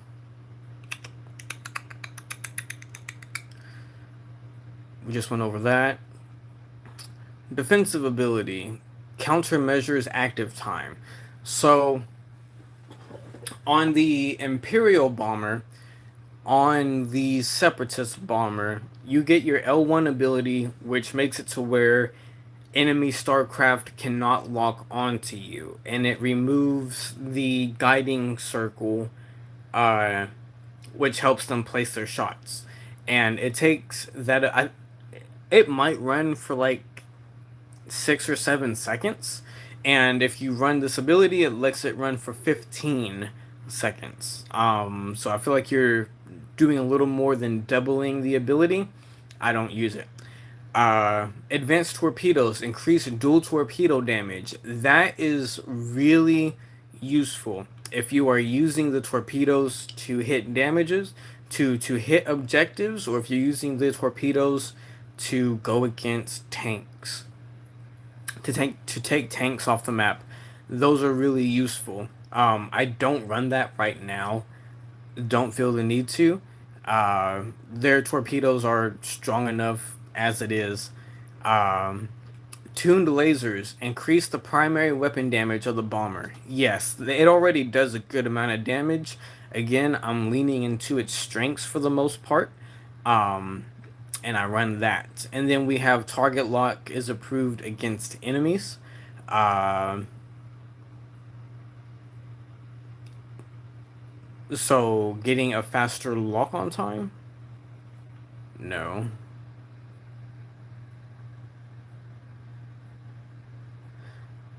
Targeting angle increase. Okay, so that's just making it easier for you to lock onto enemies with your missiles. If you're someone who heavily leans into the missiles on the bomber, that's not a bad one to run. If you're a good enough pilot and you're good at maneuvering the ship, you don't need a wider because essentially the way that that targeting computer works is it has a field of view in front of you, and once the enemy is in that field of view, you can then lock on. Well, it's gonna drastically increase that field of view for you to lock onto them. Um, I don't need to run it. If you're using the Hyena class bomber or the TIE bomber, which is going to be the Separatist bomber or the Imperial bomber, both of them have the exact same abilities. You have your countermeasure, which is your L1. That's going to make it to where they can't lock onto you. You have your middle missile, which is your middle ability. And what that does is it will pretty much instantly lock on to whatever is in your field of view, and it sends out 3 missiles. It's not going to send 3 missiles out to the same target. It's going to send out 1 missile to 3 different targets. If you have one target in front of you and you pop that, it's sending out 1 missile. 2 targets, it'll send out 2 missiles. Then we have the Y-wing bomber class for the Republic and for the clones. Both abilities are going to be the same. On L1, you have your R2D2 unit, your astromech, that'll start repairing your ship right away. There's different ways to get creative with that ability. You then have your middle ability, which is your ion cannon turret. That is what makes this bomber class such an asshole class to pick. Whenever you hit an enemy ship with this, it makes it to where they can't use their abilities and it drastically slows down their ship. Yeah,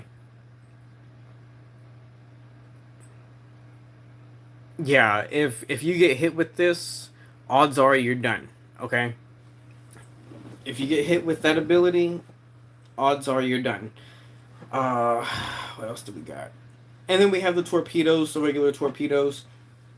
The way that those torpedoes work is if you're looking at a ship, or if you're looking at something that provides you with the red circle, such as the speeders on crate, right? You can tap R1, give it a second, you'll see it lock onto them, and whenever it locks onto them, you'll get an audio confirmation of like a beep that you're ready to fire. Whenever that happens, you have to hit R1 again for it to send the torpedoes. Cool. That's how you send torpedoes when you've locked onto a target. Let's say that you're on a map, on a galactic assault map, and you're trying to provide air support for your team on the ground. Whenever you have your plane and you're looking at what it is that you want to hit, tap R1 to arm the torpedoes. That's what it is that you're doing whenever you hit R1 the first time, is you're arming the torpedoes, and if there's a ship in front of you, it'll lock onto them. Arm the torpedoes and then hit it again to fire the torpedoes manually. They're just going to shoot straight. They're going to shoot straight at what you're looking at. Sometimes you can use your guns to aim your torpedoes. So yes, you're going to shoot them at whatever you're looking at. But if you're shooting your guns and you see where your shots are hitting and you're just flying straight, you can just manually launch your torpedoes and you know exactly where they're going to go. They're going to go exactly at wherever you were just shooting at and landing your shots. Cool. That's all the bombers. Alright, cool. So we went over everything. I will need to update the video title later. I'm not a real big hero player, but I have no issue making a video on heroes in general and hero starfighters. Man, talking for fucking 2 hours straight after jumping straight out of bed, a little more tiring than what I thought it was gonna be. Good teaching. I appreciate that, Marvin. Um, yes. So again, this is for the new players. Experienced players might even be able to learn something from that. You never know. Um, but again, I want to help the new players evolve because not only does it help level the playing field, but a lot of those randoms, a lot of the new people tend to be my teammates as well. So let's just put the information out there, help everybody out. It makes the game for me and my team, it makes the game more fun for us whenever the enemy is more well equipped. Everything in the game has a counter to it. It may not seem like it to maybe a new player because you don't know what the counter is. We know what all the counters are. So let's make it interesting. All right? Take what I've given you, learn from it. It's a fucking video. You can rewind it as many times as you need to. If you have a specific question, feel free to drop a comment. I see all my comments. I'll hop in there and reply to you, or maybe a different member from the Battlefront 2 community might jump in there and answer the question for you as well, or give you a different perspective on it than mine. There are definitely players out there that are better at the game than me, okay? By no means am I the fucking number one player in the game. I will say I'm one of the better pilots in the world.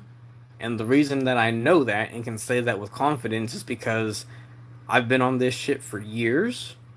I know all the pilots. I know who's good and who's not. I've fought with them. I've fought against them. And the consensus has stood true over time. So, experiment with stuff. Fuck around. Figure it out. Find it all out. Experiment in arcade mode. Don't experiment in the larger modes. It's not going to be a very fun experience. Don't get me wrong. Some of the most fun experiences in the game are in the larger game modes, but you're not going to have those fun experiences if you don't know what you're doing, if you don't know what you're looking at, if you don't understand what your enemy is equipped with, if you don't know how to counter it, if you don't know how to approach the situation. You're just going to be getting killed the whole time, praying that you get 3 or 4 fucking kills, and it's just, the game's not fun that way. It's not the way it's meant to be played. So, awesome. I'm gonna finish eating my chips and salsa. I'll probably warm up some of these hot wings, and I'm probably gonna hop on the game here pretty soon. I appreciate everybody tuning in. I appreciate everyone that was interacting in the chat, even if we may or may not have had a few trolls. That's whatever.